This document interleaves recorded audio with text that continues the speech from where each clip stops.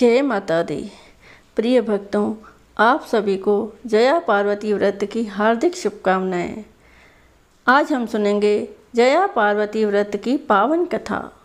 यह व्रत मुख्य रूप से कुंवारी कन्याओं एवं सुहागिन स्त्रियों द्वारा अखंड सौभाग्य, उत्तम पति और सुखमय वैवाहिक जीवन की प्राप्ति हेतु किया जाता है।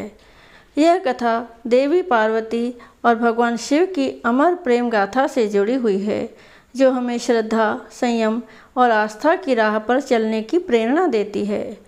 आइए हम सब मिलकर इस पावन व्रत की महिमा को समझें और माँ पार्वती का आशीर्वाद प्राप्त करें। बोलिए पार्वती माता की जय। जया पार्वती व्रत विशेषकर मालवा क्षेत्र का लोकप्रिय पर्व है। इस व्रत से माता पार्वती को प्रसन्न किया जाता है। यह व्रत बहुत हद तक हरितालिका, मंगला गौरी, गणगौर और सौभाग्य सुंदरी व्रत की तरह ही कहा जा सकता है। इसे एक दिन और कहीं कहीं 5 दिनों तक मनाया जाता है। इसमें बालू रेत का हाथी बनाकर उन पर 5 प्रकार के फल, पुष्प और भोग प्रसाद चढ़ाए जाते हैं और इस व्रत में एक समय बिना नमक का ज्वार से बना भोजन ही किया जाता है।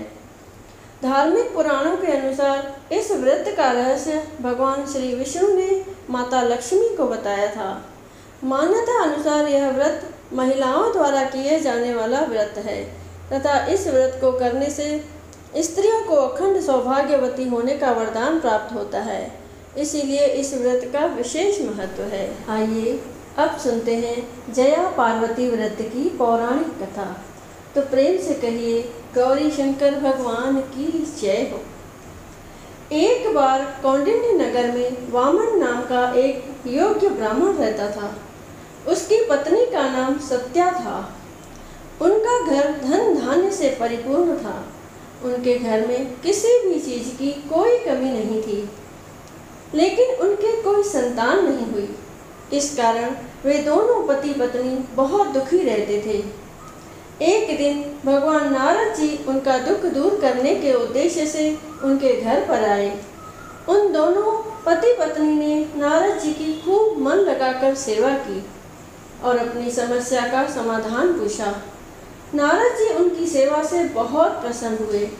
उनके समाधान हेतु नारद जी ने उन्हें बताया कि तुम्हारे नगर के बाहर एक वन है।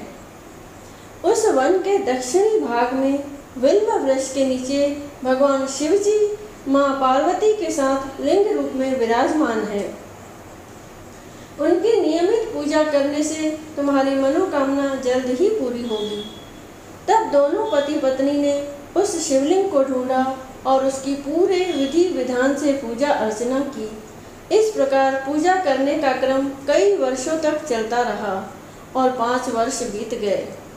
एक दिन ब्राह्मण शिव पूजन के लिए फूल तोड़ रहा था, तभी अचानक उसे एक सांप ने काट लिया और वह वहीं जंगल में ही गिर गया। ब्राह्मण को लौटने में बहुत देर हो गई तो उसकी पत्नी चिंतित हो गई और वह अपने पति को ढूंढने जंगल में चली गई। थोड़ी ही दूर पर उसने अपने पति को मूर्छित अवस्था में देखा और रोने लगी तथा अपने पति के प्राण बचाने के लिए उसने शिव पार्वती से प्रार्थना करने लगी।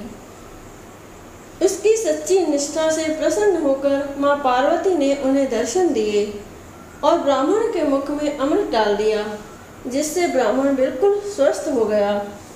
तब ब्राह्मण दंपति ने साथ मिलकर माँ पार्वती का पूजन किया। माँ पार्वती ने उनकी पूजा से प्रसन्न होकर उन्हें एक वर मांगने के लिए कहा।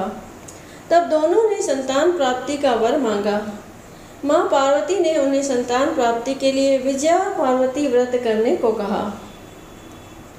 आषाढ़ शुक्ल त्रयोदशी के दिन उस ब्राह्मण दंपति ने पूरे विधि विधान से माँ पार्वती का यह व्रत किया, जिससे उन्हें पुत्र की प्राप्ति हुई। अतः जो कोई पूरे विधि विधान से माँ पार्वती का यह व्रत करता है, उसे पुत्र रत्न की प्राप्ति होती है और उनका अखंड सौभाग्य भी बना रहता है।